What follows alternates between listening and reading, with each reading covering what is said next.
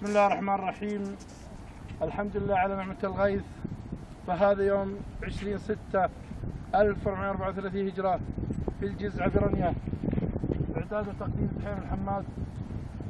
وأسأل عز وجل أن الذي أغاث هذه الديار بالامطار أن يغيث قلوبنا بالإيمان، إنه على كل شيء قدير.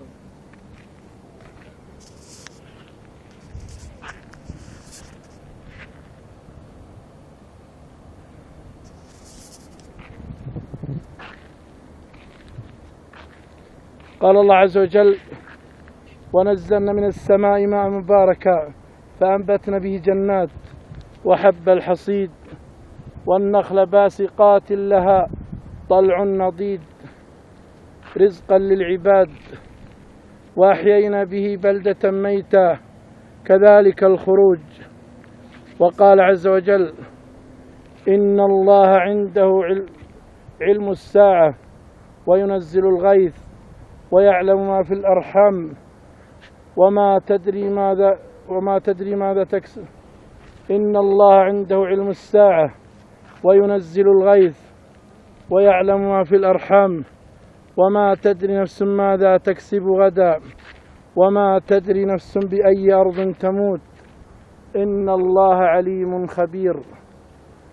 وقال عز وجل: فقلت استغفروا ربكم إنه كان غفارا يرسل السماء عليكم مدرارا ويمددكم بأموال وبنين ويجعل لكم جنات ويجعل لكم أنهارا. وهذه المناظر من الجزعة برنيه في يوم 20/6/1434 هجرة. ونحمد الله ونشكره على نعمه الذي لا تعد ولا تحصى. وفي هذه الجهة ما يسمى جبل سفيرة، وهذه الديار كما أسلفت الجزعة برنيه أو حراضة. ونشكر الله ونحمد على هذه النعم الذي لا تعد ولا تحصى. فما أجمل كرم الله وما أكرم الله. قال عز وجل: أعوذ بالله من الشيطان الرجيم.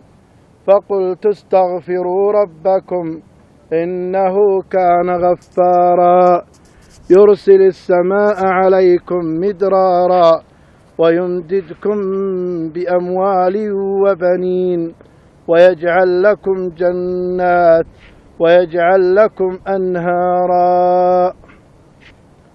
وقال عز وجل: ونزلنا من السماء ماء مباركا فأنبتنا به جنات وحب الحصيد والنخل باسقات لها طلع نضيد.